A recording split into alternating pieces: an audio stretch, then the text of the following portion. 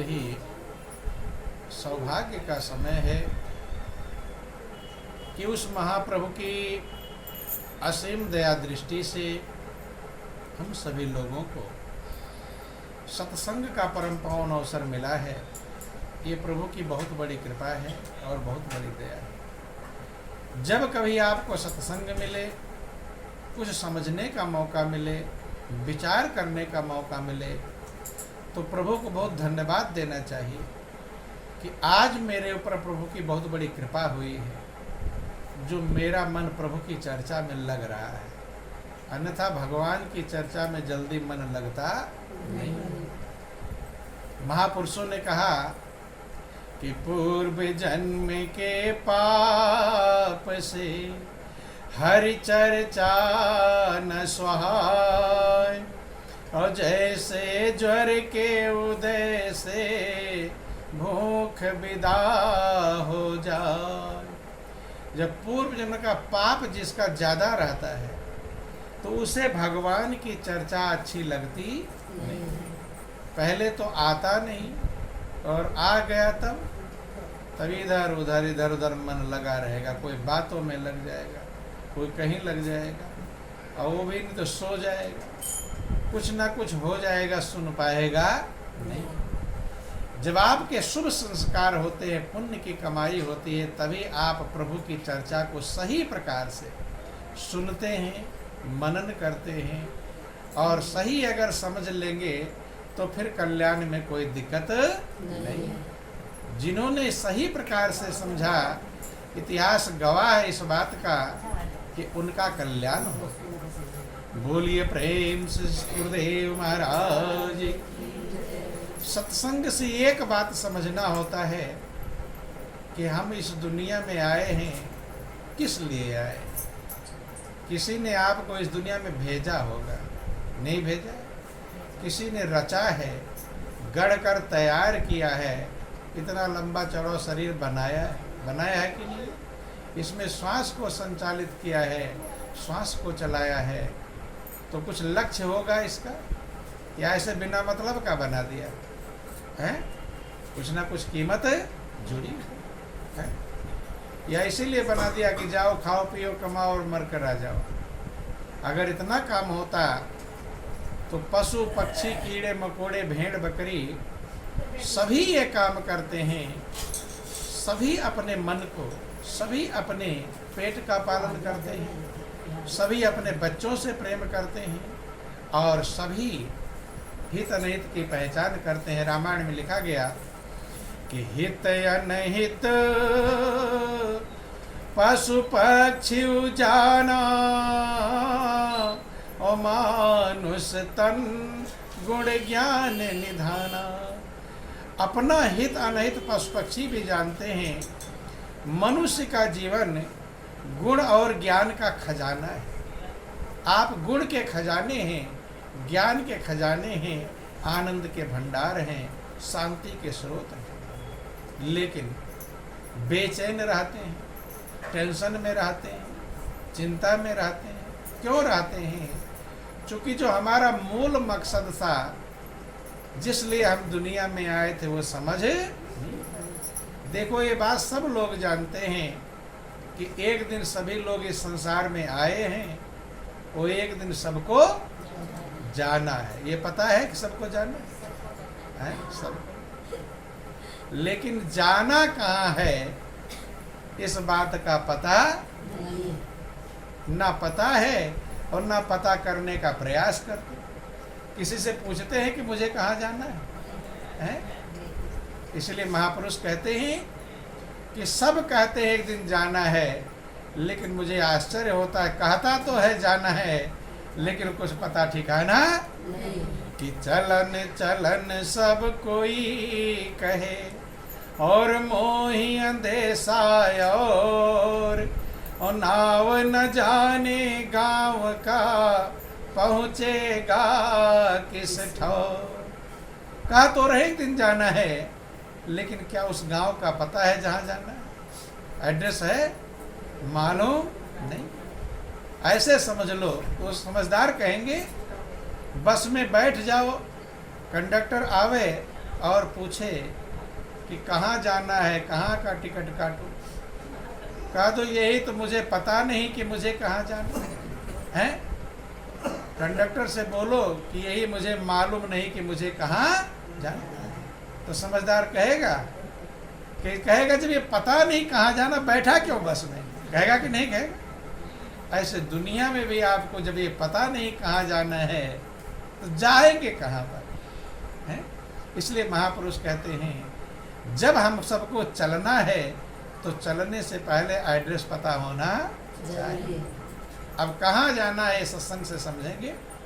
बोलो वृंदावन बिहारी लाल। भगवान कृष्ण अर्जुन से बहुत प्रेम करते थे, बचपन से सखा हैं, ममेरे फुफेरे भाई हैं, साले बहनोई का रिश्ता है और उनका रथ भी हाँकते, सारथी बनते। कम प्रेम करते हैं या ज़्यादा प्रेम करते हैं। और ज़्यादा प्रेम जिससे होता है उससे भलाई वाली बात बताते हैं कि नहीं बताते हैं, उससे कल्याण वाली बात बताते हैं।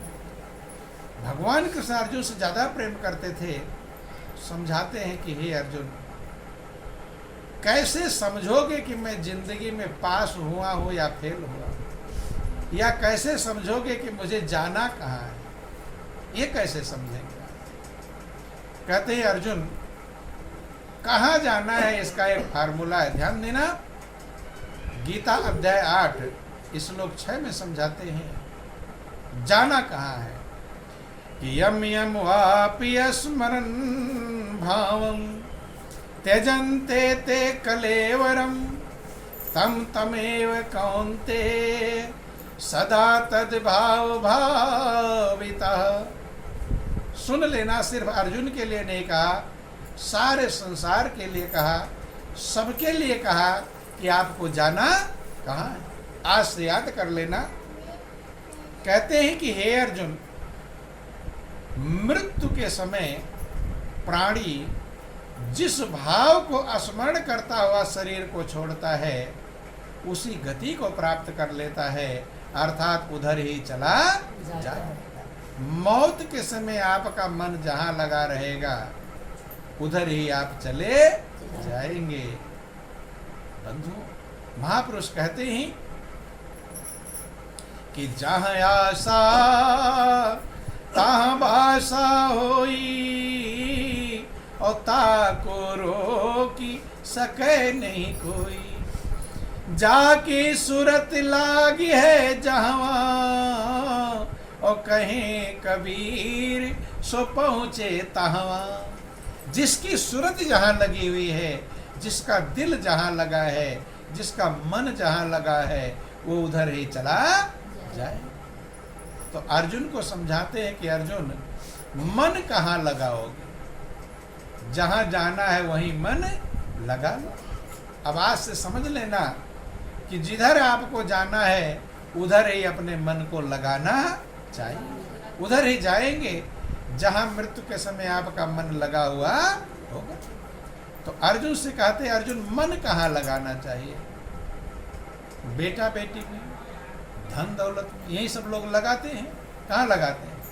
कुछ लोग बेटा बेटी में अपने मन को लगाते हैं, कुछ लोग धन दौलत में अपने मन को लगाते हैं, कुछ लोग बिल्डिंग में अपने मन को लगाते हैं। यही तो लगाते हैं। कहाँ लगाते हैं? यही सब लगाते हैं। लेकिन कहते हैं मन लगाना कहाँ चाहिए। ध्यान देना, कहाँ लगाओगे, किधर जाओगे। तो कहते हैं कि अंत काल जो मकान सुमिरे ऐसी चिंता में जो मरे। जिसका मन अंत के समय मकान में लगा हुआ है। किसमें लगा है? कि दीवार तो खड़ी कर लिया लेकिन छत अभी डल पाया नहीं। तो कहते हैं कि मूसक यौन बलबल अवतरे, कहते हैं चूहे के जन्म को प्राप्त करता है।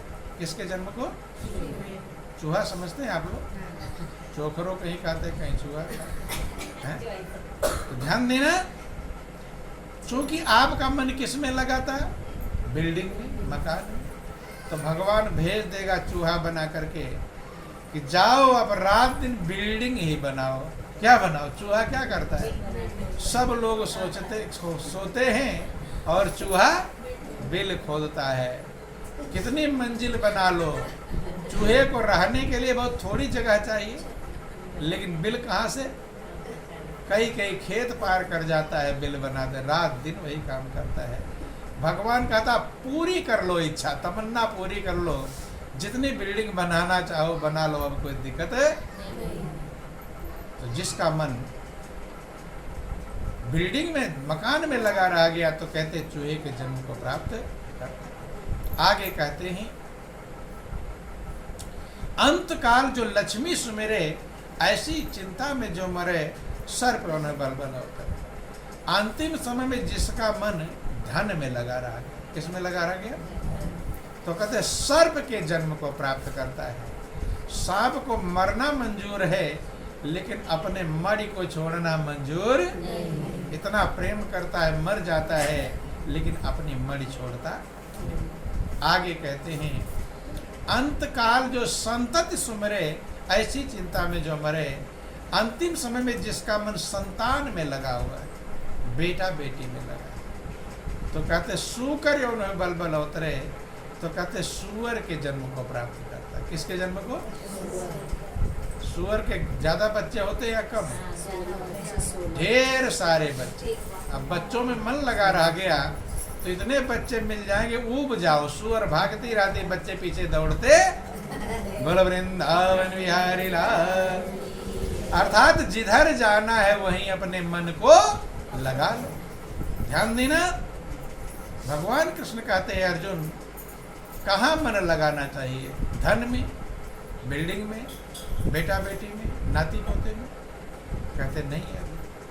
संसार में रोता गया और जिसने इस जग में दिल लगाया, जिसने संसार में अपने दिल को लगाया, वो यहाँ भी रोया और आगे भी रोएगा ही रोएगा। क्योंकि दुनिया छूटेगी, छूटने वाली है, दुनिया धोखा देने वाली है, दुनिया ठोकर मारने वाली है। जीवित रहोगे तो ठोकर मारेंगे, मर कर जाओगे तो तुम्हें वही ममता लगी रहेगी।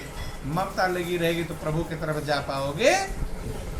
तो भगवान कृष्ण ने कहा है अर्जुन, मृत्यु के समय मन कहाँ लगाना चाहिए? गीता अध्याय 8 श्लोक 5 में समझाते हैं, अंत काले चामामेव अस्मृता कलेवरम या प्रयाति सा मदनाथ संसति। हे अर्जुन, मृत्यु के समय जिसका मन मुझ में लगा है, अर्थात प्रभु में लगा है, वो प्रभु को ही प्राप्त होता है और उसी का जीवन आनंदमग्न और शांति में। एक छोटी सी कहानी आपको समझाते हैं किस प्रकार से मृत्यु के समय जहां मन लगा रहेगा उधर ही हम चले जाएंगे।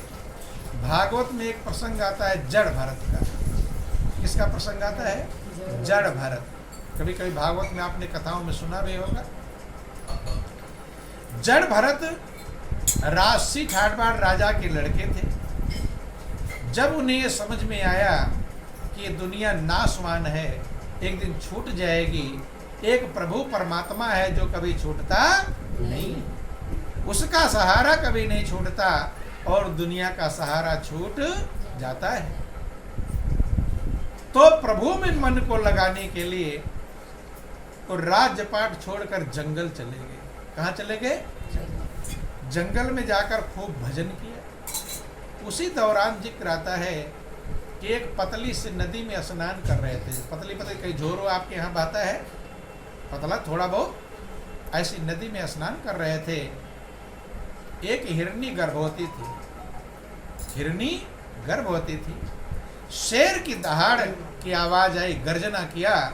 वो हिरनी डर गई और डर के मारे उस नदी पर छलांग लगा दिया। पतली सी नदी थी, छलांग लगाया कि शेर मुझे खा ना जाए। डर के मारे उछल गई, कूद गई। हिरनी तो उसी नदी में वहीं खड़े होकर स्नान कर रहे थे। कौन? जड़ भरत। जब छलांग लगाया तो झटके के द्वारा उसके बच्चे का जन्म हो गया। वहीं बच्चा गिरा पानी में और झटके से बच्चे का जन्म हुआ। इस हिरनी उस पार जाकर गिरी और मर गई। और उनके सामने वो बच्चा हिरण का, उन्होंने फट उठा लिया कि प्रभु ने मुझे इसको पालने के लिए, मेरे सामने ही हुआ तो मुझे संभालना चाहिए। ले गए उस बच्चे को हिरण के कुटिया में, गाय इत्यादि का दूध इत्यादि पिला करके जैसे भी उसको धीरे धीरे पालने लगे। और मनुष्य का स्वभाव है, जिसके लिए आप कुछ करेंगे उसमें आपका मन लगेगा। क्या होगा? लगता है कि नहीं लगता? और जिसके लिए आप कुछ नहीं करते उसमें आपका मन लगने वाला।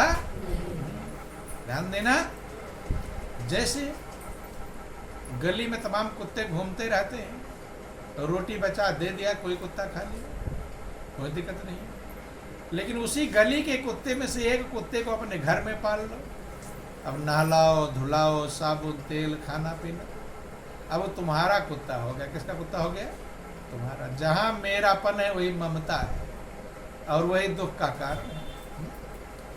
अब वो मेरा कुत्ता हो गया, पाल रहे, नहला रहे, धुला रहे। गली वाले कुत्ते मरेंगे तुम्हें कोई दिक्कत नहीं, लेकिन तुम्हारा कुत्ता मरेगा तब। वो भी तो गली का कुत्ता था, लेकिन तुम्हारा बन गया। क्या हो गया? अब उसकी मौत होगी तो आप दुखी हो जाओगे। आज घर सोना हो गया, आज मेरा कुत्ता चला गया, दुखी होंगे। क्यों? मेरा बन गया। जो मेरा बनेगा बस उसी से दुख मिलेगा। ये ध्यान देना। इसी को माया कहते हैं। क्या कहते हैं? कि मैं हरु मोर तोर तय माया, और जय बस कीने जीव निकाया। ये मैं हूँ, ये मेरा है, ये तू है, ये तेरा है, यही माया। यही उल्टे कर्म करवाता है। करवाता है कि नहीं करवाता?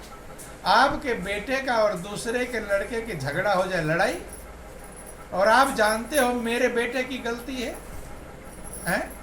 लेकिन तुम गलती किसका बताओगे? अपने बेटे का बताओगे दूसरे वाले का? हाँ, बस यही है। बोलो वृंदावन बिहारी लाल की। जानते हैं मेरे बेटे की गलती है, लेकिन कहेंगे बस उसी की गलती, दूसरे की। तो बुरा कर्म हो गया। अब बुरा कर्म हो गया तो भोगेंगे भी भोगेंगे। मेरा और तेरा ही माया है जो हमसे रात दिन बुरे कर्म करवाता है। ध्यान दें, इससे जब तक ऊपर नहीं उठोगे तब तक कल्याण होने वाला नहीं।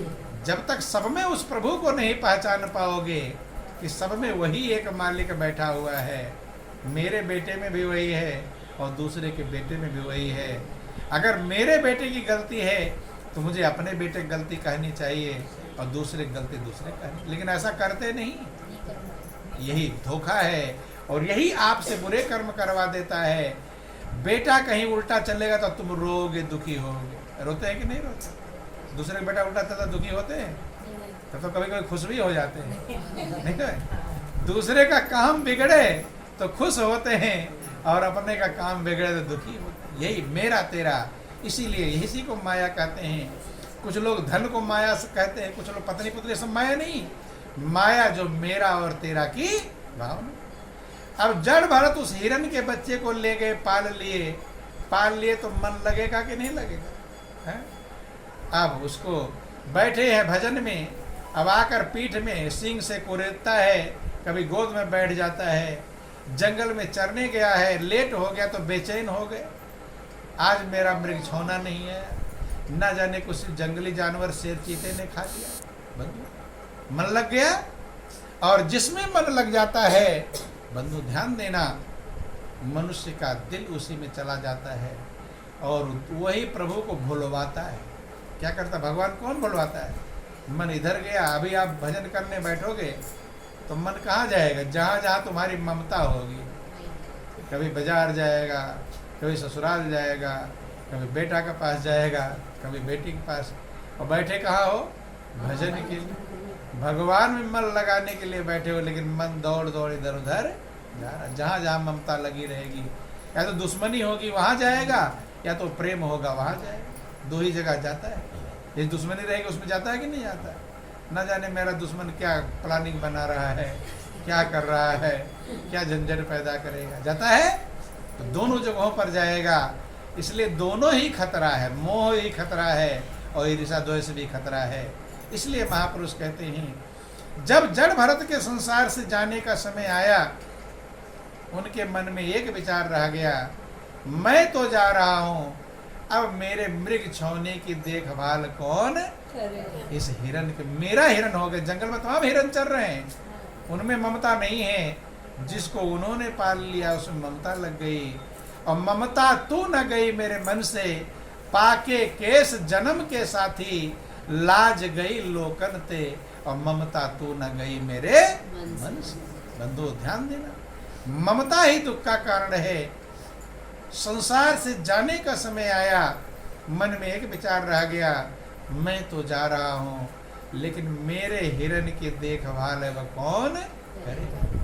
अभी आप सुन रहे थे, मरते समय जहां मन लगा रहेगा उधर ही चले जाएंगे। तो जड़ भरत को अगला जन्म कौन सा मिल गया, हिरन का। कौन सा मिल गया, भजन करके उद्धार होना था, लेकिन पशु में मन लग गया, हिरन में मन लग गया, तो मनुष्य से नीचे और पशु बन गए। क्या बन गए, यही जिंदगी में समझना है। मन कहाँ लगाना चाहिए, फंस गए, जाकर किसी हिरनी के गर्भ में पले। बंधुओं ध्यान देना, जो आपको बनना होगा उसके गर्भ में रहना होगा कि नहीं। देखो आप लोग यहाँ बैठे हैं, अभी एक सुअर आ जाए, क्या आ जाए, और सुअर कहे कि यहीं हम भी बैठ जाए, तो बैठने देंगे कोई नहीं। और गंगा में नहा कर आ जाए तब बैठने देंगे। जो सुअर गंगा में स्नान करके आ जाए तब बैठने देंगे बगल में, फिर भी बैठने देने वाले नहीं, होशियार हैं। लेकिन बोलो वृंदावन बिहारी लाल। अभी तो सुअर को बगल में नहीं बैठने दे रहे हैं, लेकिन जब 84 लाख योनियों में जाएंगे और सुअर का जन्म लेना होगा, तो उसके पेट में तुम्हें बैठना होगा, नहीं बैठना होगा, बैठना होगा। कभी सोचा इस बात को, मतलब ही नहीं, खाली खाओ पियो मौज उड़ाओ, इतना ही समझा है, और कुछ समझा नहीं। इसलिए ये भी समझना है कि हम आए कहाँ से हैं और जाना कहाँ है। ये नहीं समझ पाए कि आया है कहाँ से तू और तुझको कहाँ